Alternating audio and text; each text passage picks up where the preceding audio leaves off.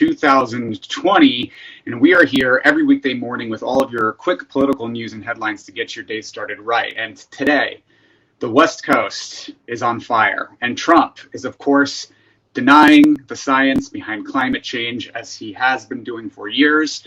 And it's particularly troubling as these fires reach a really grand scope and size that is something that seems unprecedented. The entire West Coast is in flames, and Trump is playing politics as usual. He's doing very little, if anything, to help, and he's staying almost nearly silent on the fires because they are in states that support Democrats or are democratically controlled. So hundreds of thousands have evacuated, dozens have died. Oregon is planning a, quote, mass fatality event, and Trump is blaming forest management instead of the climate crisis, which he has consistently called a hoax. Good morning, everybody. I'm seeing Mark Goldman this morning and Pablo de la Hoya. Thanks for joining this morning. We are talking about the West Coast fires that have reached an unprecedented size and scope, and Trump's refusal to really speak on it and his denial of climate science. Wasn't someone arrested for arson? It depends on which fire you're talking about. We're talking about dozens of fires that are spreading across 3 states. So fires have burned an area the size of Rhode Island and Connecticut combined. The Oregon's Office of Emergency Management Director Andrew Phelps has said thousands of structures have been destroyed in these fires. And the officials there are preparing for a, quote, mass fatality event. So these fires in Washington, Oregon, and California, they've burned almost 5 million acres of land and killed at least 35 people since early August. Some of them are barely contained. And on top of this, as if this wasn't troubling enough, QAnon, cultists, and conspiracy theorists from an organizational group called QAnon have who, by the way, Trump has famously called them, quote, people who love our country, end quote. They are spreading rumors that Antifa arsonists are starting these fires, and those rumors are spreading. And because of these rumors, armed gangs are stopping people evacuating or returning to their homes to get their belongings because they're afraid of looters and arsonists because of these QAnon conspiracists. Now, who is QAnon? Because we hear it a lot these days, and I think we ought to clear it up so that if you know that you are listening to QAnon stories or messaging, that you are listening to a fringe far-right conspiracy theory group whose operations the FBI has labeled domestic terrorism. Okay, they are a cabal of Satan-worshiping they believe that a cabal of Satan-worshiping pedophiles are running a, quote, global child sex trafficking ring that is plotting against President Donald Trump. And Donald Trump is battling them in his ever heroic way, and that this will one day lead to a, quote, day of reckoning involving the mass arrest of journalists and politicians across America. Now, of course, this is deranged and nonsensical and completely based in lies. None of it is true. None of it has been even remotely proven to be true. They've been called a domestic terror group by the FBI, and yet people are believing this messaging. So when QAnon says that Antifa arsonists are burning down the entire West Coast, it feeds into Donald Trump's messaging of fear, the fear-mongering, of trying to make people believe that Antifa and the liberal left wing is coming to take over the suburbs and burn down your cities and your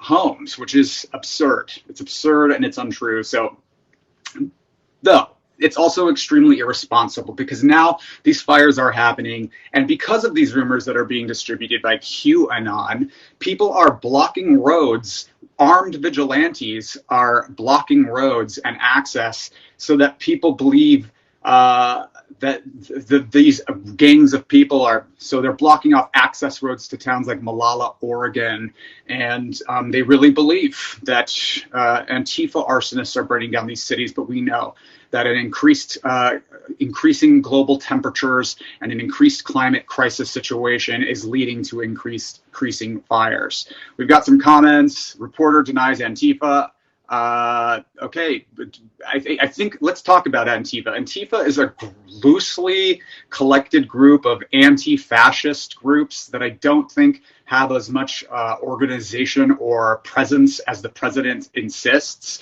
It's been used as a propaganda point.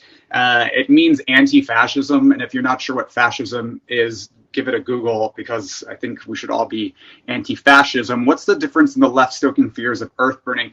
The left isn't stoking fears about the earth burning. The left is raising the alarm in accordance with what the entire scientific community is universally saying, which is that we have an increasing climate situation, that global weather events are becoming more and more catastrophic, and that's for a reason.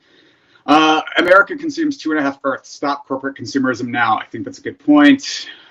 So we're talking about Donald Trump's denial of climate change. He has called it a hoax. He doesn't believe it.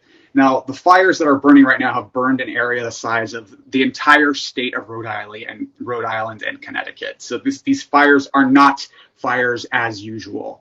And today he's heading to California to give a briefing on the fires. No one's sure exactly what that means, but the Trump administration has actively contributed to the worsening climate crisis. So on top of that, yesterday he gave a campaign rally in Nevada, and it was an indoor campaign rally. He's openly shirking COVID-19 public health guidance and rules and not requiring that people wear masks. We know that the infection rate is very high in our country. We have about 5% of the world's population, about 20% of the world's infections. 194,000 people have died because of COVID-19. And the president is having events in Nevada, his second rally in as many days. The previous one was in Oklahoma, Tulsa, Oklahoma, the day before. And he risked the health of everyone that was there. Thousands of them were packed together inside a manufacturing facility. They were ignoring the state's ban on local gatherings of 50 people or more. It has now the potential of being a super spreader. We know that former presidential candidate Herman Cain died because he attended a Tulsa, Oklahoma rally for the president about 2 months ago. So since his last one in Tulsa, the city saw a surge in cases, and multiple campaign staffers along with Secret Service agents ended up testing positive for the virus. So I'll note that he is not doing anything to curb the spread of the coronavirus. So what has the Trump campaign done on climate change? I think it's really important to note that the Trump administration has done nothing to try and help the climate crisis situation. He pulled out of the Paris climate deal and taken away Obama-era regulations that were meant to reduce carbon emissions, and he's called it a hoax over and over again.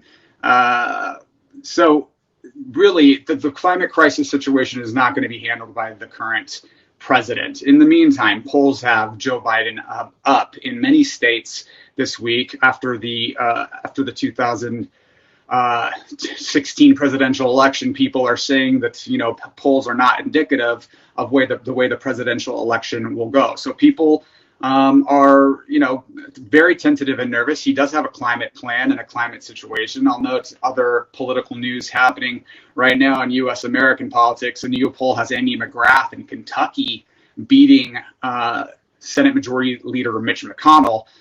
So that's interesting news. It's a very red state, although in 2018, Kentucky did elect a Democratic governor, Andy Beshear. So we have some interesting polling coming out of the political races in the United States. So we've got about 50 days left till Election Day. Trump's denial of climate science is surely going to become a focal point of the 2020 U.S. presidential election, given the nature of the fires that are happening amidst a global pandemic in a economy that is not doing well, millions of people unemployed. So what do you guys think? Are you guys concerned about Trump's rhetoric? Are you guys concerned about armed vigilantes picking up conspiracy theories and blocking access to roads in states like Oregon and making what is already a disastrous fire situation happening in 3 states even worse? So Jack Squat is not happy with me. I'm so sorry you don't like this, but That's your deal. Full Citizen, are you friends with Tucker Carlson? Funny story, Tucker Carlson and I got into it on national television, so I would not think that he considers me a friend, but I owe him a muffin basket. Barry Stamper says hello from Lexington. Thank you for joining this morning on the AM Report for HAPS News with me, Alex Mahajer. I am joined every weekday morning, live every weekday morning at 7:30 Pacific, 10:30 Eastern, right here. If you like this content, please consider sponsoring it. Buy me a cup of coffee if you're so inclined. Visit me at haps.tv/@Alex Mahajer. This news isn't happy, says a screen name that I can't say on air. It surely isn't. Today is not a happy news day, but we've got 50 days till Election Day. And, let's see what happens in the presidential election and down ticket. So thanks for joining. We'll see you tomorrow morning right here on the AM Report.